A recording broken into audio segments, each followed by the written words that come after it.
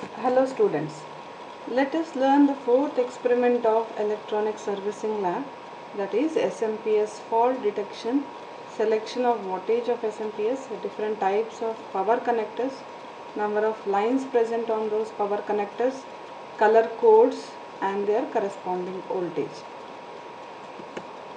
In the following few slides we will be studying the aim, the apparatus required for the experiment, some theory related to the experiment and the procedure how to follow the experiment, and conclusion and some MCQs regarding the experiment.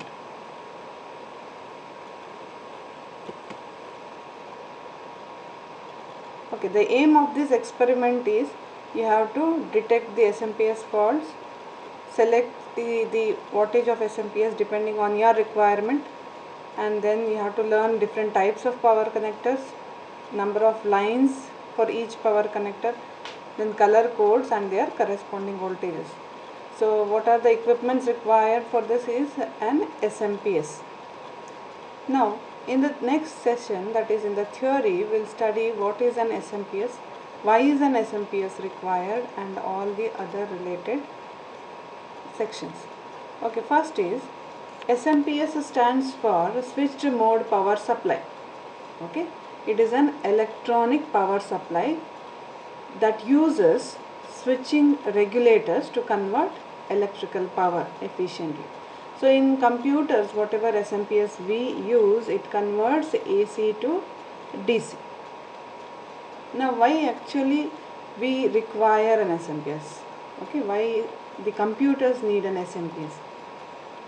See, the one first thing is different chips, you might be knowing, needs different voltage levels. Okay, so that has to be supplied by someone. So this SMPS does the job of converting the 230 volt AC into different levels of DC voltages, maybe 3.3 volts, 5 volts or 12 volts. And the advantage of using this SMPS is it has a smaller size. Okay, you will be seeing it in the video next. I will show you the SMPS. It has a very small size and lightweight, so that you can incorporate into the CPU, and it provides higher efficiency, that is up to about 70% to 95% efficiency. Then it is less heat generation. Okay, then lower noise, better regulation of voltages, and it provides wide range of DC output voltage which is required for all the ICs and chips which are incorporated in the CPU. And then the very important advantage of the SMPS is it provides wide range of DC output voltage, and it is also a low cost device. But there are some disadvantages, that is it is more complex, and one more is it can be used only to step down the voltage.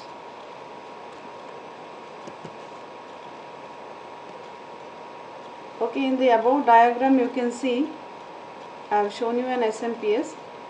Okay, the diagram shows the power output and power input slots provided at the back end, and in the front end you can see different connectors available which can be connected to the motherboards, drives, etc. Now how do you select an SMPS? It can be selected based on the load on the computer, which type of motherboard you are using, and the architecture of the computer. Now to know the load on the computer, you have to understand, or you have to get to know about the input voltages, the output voltages, maximum current which is being drawn, or what is the operating environment, and whether the SMPS is internal or it is placed external, and what are the types of connection, whether it is wall plug connection or USB connection. Now the power output range of the SMPS varies from 200 watts to 1800 watts. So for example, if my system power is around 300 to 400 watts, I need a higher wattage SMPS, that is 600 watt SMPS is sufficient. And if my system is 700 watt system, then the SMPS required is 1200 watt SMPS. Okay, so we have understood how to select an SMPS. Next we had to discuss about the different types of connectors which are available in the SMPS. You can see in the diagram there are 5 different types of connectors. First one is 20 to 24 pin ATX connector, 4 pin CPU connector, P4 connector it is also called as. Then we have Molex connector. Then it is a mini Molex connector, or it is also called as floppy drive connector, and there is SATA connector. This 24 pin ATX connector, it is used to connect the motherboard. Earlier it was a 20 pin version, now we use a 24 pin connector. Next is 4 pin P4 connector. It provides an additional voltage supply, that is 12 volt supply. Then you have a Molex connector which is used to connect to the hard drives, optical drives and other drives. It is a 4 pin connector again, and it provides voltage of 5 volts as well as 12 volts. Next there is a floppy drive connector, or it is also called as mini Molex connector. It is used to connect to the floppy drives, and it is a 4 pin connector. Next is SATA power connector. It is used to connect to the serial ATA hard drives, and it is a 15 pin connector. You can see here the various connectors have been provided with the different colored cables. Okay, these colored cables are used to identify the different voltage levels.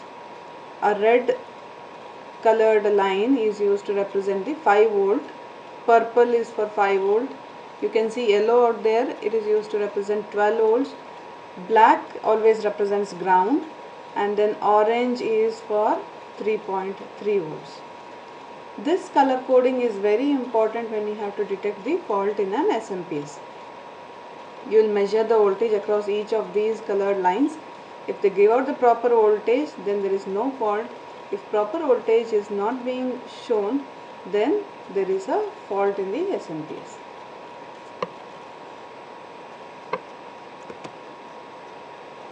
Okay, this is a detailed diagram which shows the ATX power connector. As I said, there are 2 versions available. One is 20 pin connector and 24 pin connector. Okay, you can see I have denoted different colored cables with their respective voltages. Okay, for example, orange is plus 3.3 volt, brown is plus 3.3 volt, black is ground, red, as I said, it is plus 5 volts, and then purple is plus 5 volts, which is a standby cable. Okay, then yellow shows 12 volts, and then green is, you can see there in front of green it is showing as PS on, that is to turn on your switching unit. You have to connect this point, that is pin number 16 in the 24 pin connector, to the pin number 15. Okay, this I will show you in the experiment. We have to short pin number 15 and pin number 16. This is SATA power connector. Okay, as I said, it is a 15 pin connector showing different voltage levels available, and it is used to connect the hard drives, SATA hard drives. Now the important aim of this experiment is to detect the fault in the SMPS. Now, before trying to detect the fault, the first main thing you have to do is you have to disconnect the SMPS from the CPU.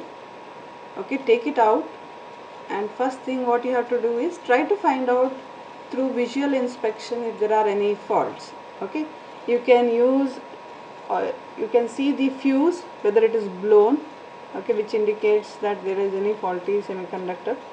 Then you can try to find out if there are any inflated capacitors, or if there are any burnt resistors, and you can also look out for a transformer if it is burnt out or if it is smelling badly.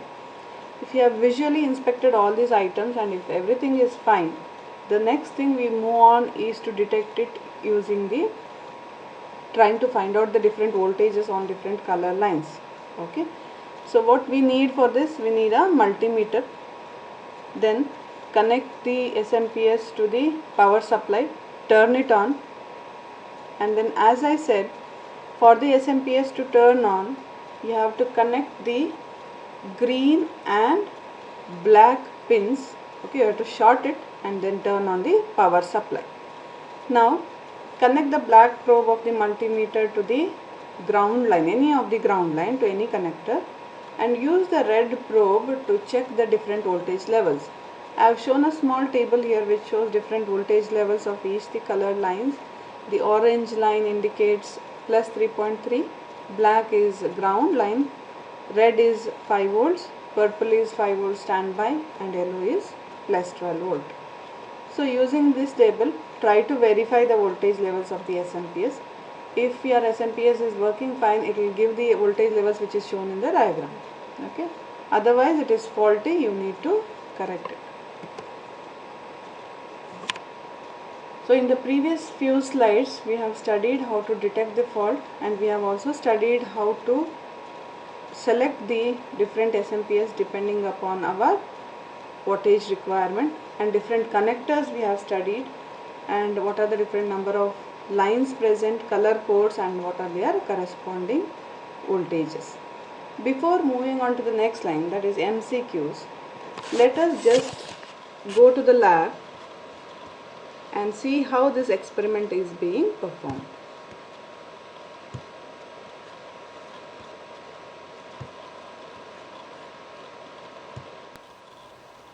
Now let us see how to test an SMPS and detect the faults in it.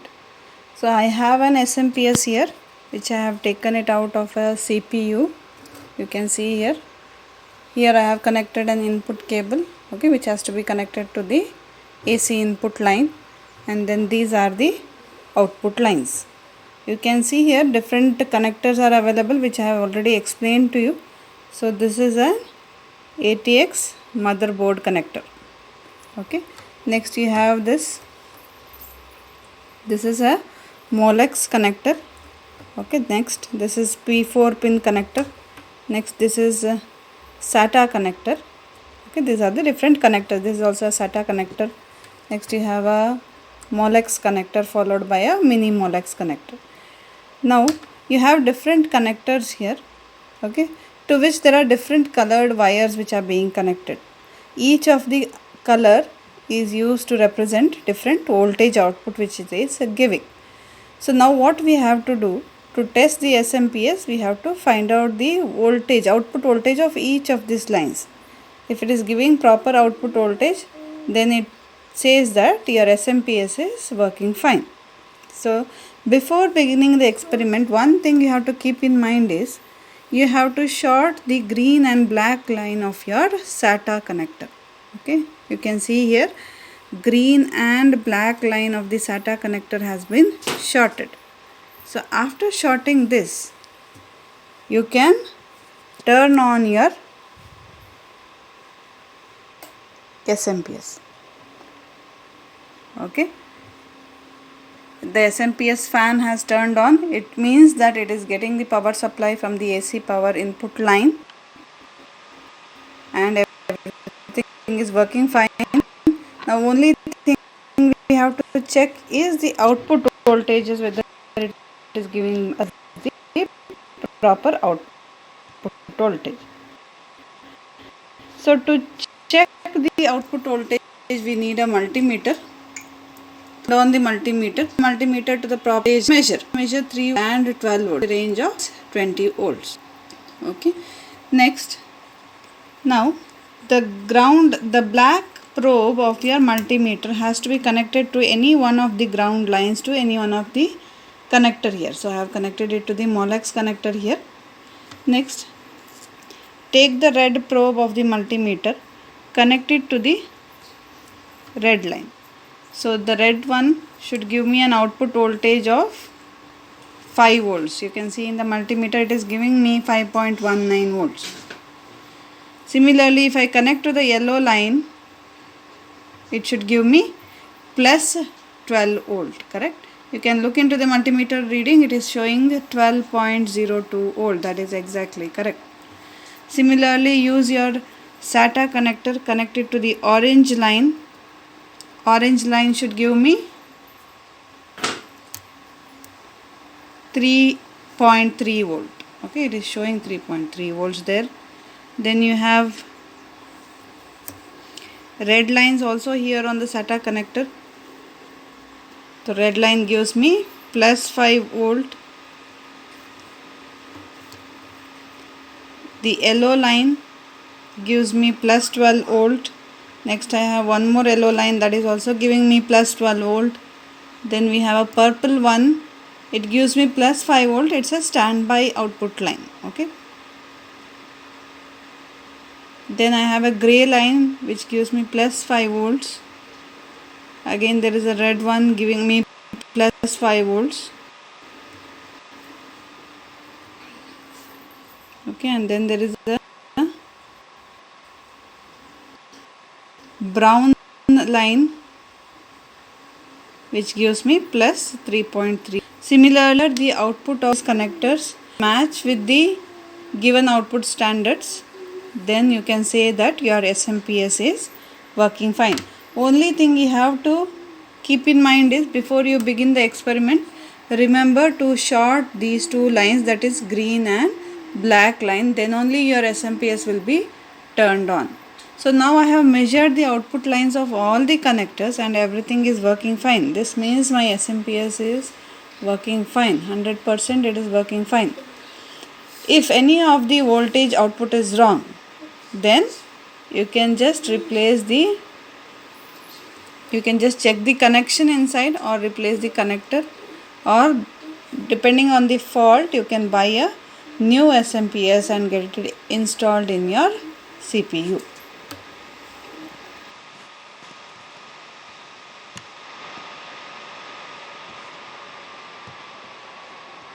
Now that you have studied and get to know how to perform this experiment in the lab, next there are few questions which you need to answer. Let us look into that.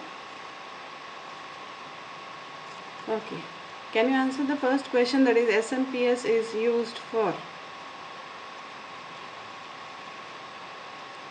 Yes, we have discussed it. It is used to get the controlled DC power supply. The answer is B. Second question is, this following device is used for critical loads when temporary failure can cause a great deal of inconvenience. That is, when you are using a computer, you might be knowing when you don't store the data and your computer turns off. Okay, there is lots of data that is being lost. So in such cases what we need? An uninterrupted power supply, right? And that is known as UPS. So the answer is B. A DC power that has to be provided to the drives inside the PC case is brought by, yes, for all the drives, it's a Molex connector. So what voltage does the Molex connector supply? You might have seen the Molex connector has both red cable and yellow cable along with the ground line. So red indicates plus 5 volts, yellow indicates plus 12 volts. So the answer is option D, that is both A and B. So which is the connector that is used to connect to the motherboard? It is ATX connector. The SATA power connector is a dash pin connector. I have told you in the previous slides that the SATA pin connector is a 15 pin connector. Okay, so there we complete the fourth experiment. So if you have any feedback or suggestions, you can write us at the following Gmail ID. Thank you.